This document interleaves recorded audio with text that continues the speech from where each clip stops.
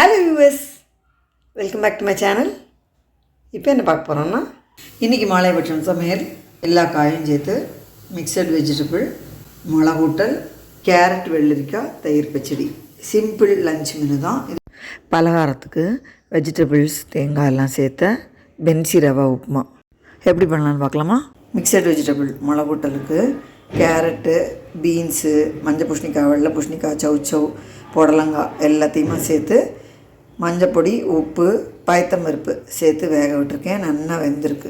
இதுக்கு வறுத்து அரைச்சி விடுறதுக்கு 1/2 டீஸ்பூன் தேங்காய் எண்ணெயில் 1/2 டீஸ்பூன் உளுத்தம்பருப்பு, காரத்துக்கு 5 மிளகா வத்தல் சேர்த்து வறுத்துட்டு இந்த மாதிரி வறுப்பட்டதும் சூடு ஆறினதும் மிக்சியில் 5 டேபிள் ஸ்பூன் தேங்காய் சேர்த்துருக்கேன்.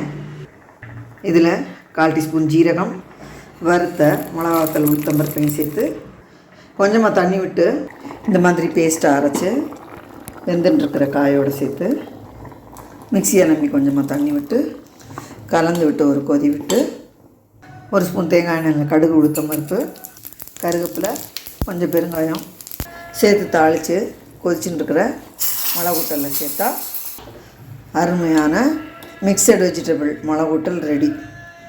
நிறைய தேங்காய், பருப்பு, வெஜிடபிள்ஸ் எல்லாம் சேர்ந்துருக்கிறதுனால ரொம்பவே ஹெல்த்தியானது. மிளகூட்டலுக்கு தொட்டுக்கிறதுக்கு கேரட்டு, வெள்ளரிக்காய் துருவி வச்சுருக்கேன். இதை தயிர் பச்சடியாக பண்ணிக்கலாம். இது 4 டேபிள் ஸ்பூன் அளவு தயிர் எடுத்து வச்சுருக்கேன். தயிரில் வெள்ளரிக்காய் துருவல், கேரட் துருவல், 1/2 டீஸ்பூன் தேங்காய் எண்ணெயில் கடுகு, பொடியாக நறுக்கினா ஒரு பச்சை மிளகா, கொஞ்சமாக பெருங்காயம், கருவேப்பிலை சேர்த்து தாளித்து இந்த தாளிக்கட்டை இந்த தயிர் பச்சடியில் சேர்த்து இதுக்கு தேவையான உப்பு சேர்த்து நல்லா மிக்ஸ் பண்ணி விட்டுடலாம். நம்ம சூப்பரான தயிர் பச்சடியும் ரெடி. வெஜிடபிள்ஸே நிறைய இருக்குது, அதனால் இந்த மாதிரி சிம்பிளான ஒரு சைட் டிஷ் வச்சுட்டா போகிறோம். நீங்கள் விருப்பப்பட்டால் இதுக்கு பொரியல் கூட பண்ணிக்கலாம், மிளகூட்டலுக்கு தொட்டுக்க. இன்றைக்கி மாலைபட்சம் சமையல். எல்லா காயும் சேர்த்து மிக்சட் வெஜிடபிள், மிளகூட்டல், கேரட், வெள்ளரிக்காய், தயிர் பச்சடி. சிம்பிள் லஞ்ச் மெனு தான். இதோட தொட்டுக்கிறதுக்கு அப்பளம், வடாமலாம் வச்சுக்கலாம். பொதுவாக பொரிச்ச குழம்பு இந்த மாதிரி மிளகூட்டலுக்கெல்லாம் புளிப்புக்கு கொஞ்சமாக இந்த மாதிரி தயிர் பச்சடியோ இல்லை மாங்காய் பச்சடியோ அந்த மாதிரி வச்சுன்னு சாப்பிட்றது தான் வழக்கம். ஏன்னா இதுலேயே நிறைய காய், பருப்பு, தேங்காய் எல்லாம் இருக்கிறதுனால ரொம்பவே ஃபில்லிங்காக இருக்கும். வியூஸ் கண்டிப்பாக ட்ரை பண்ணி பாருங்க. பென்சி ரவை 1/4 கப் எடுத்து வச்சுருக்கேன். பென்சி ரவா உப்புமாக்கு 1/2 டேபிள் ஸ்பூன் அளவு எண்ணெய் சேர்த்துக்கிறேன். எண்ணெய் சூடானதும் கடுகு, கடலைப்பருப்பு, உளுத்தம்பருப்பு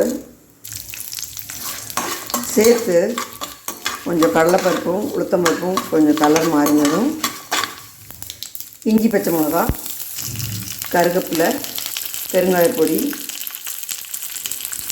சேர்த்து லேசாக வதக்கிட்டு ஒரு கேப்சிகத்தை பொடியாக நறுக்கி வச்சுக்க அதை சேர்த்துக்கிறேன். பீன்ஸு, கேரட் சேர்த்தேன், அதோட கிளிப்பிங்கு மிஸ் ஆகிடுது. ரவா எடுத்த அளவில் 2 பங்கு தண்ணி விட்டு உப்பு சேர்த்துட்டேன். ஒரு தக்காளியும் பொடியாக நறுக்கி சேர்த்துட்டு நல்லா கொதித்ததும் இந்த ரவையும் சேர்த்து நல்லா கலந்து விட்டு மூடி மீடியம் ஃப்ளேமில் வச்சு வேக விட்டாச்சு. இப்போது 3 டேபிள் ஸ்பூன் அளவு ஃப்ரெஷ்ஷாக துருவின தேங்காய் துருவல், 1 டேபிள் ஸ்பூன் பச்சை தேங்காய் எண்ணெயை விட்டு நல்லா மிக்ஸ் பண்ணி எடுத்தால் சூப்பரான அருமையான பென்சி ரவா உப்புமா ரெடி. தொட்டுக்க மிளகாப்பொடி வச்சுட்டே சாப்பிட்லாம். நான் தக்காளி தொக்கு இருந்தது, அதை தான் வச்சுருக்கேன். இந்த வீடியோ எல்லாருக்கும் யூஸ்ஃபுல்லாக இருக்கும்னு நினைக்கிறேன். லைக் பண்ணுங்கள், ஷேர் பண்ணுங்கள், சப்ஸ்கிரைப் பண்ணுங்கள். தேங்க்யூ ஃபார் வாட்சிங்.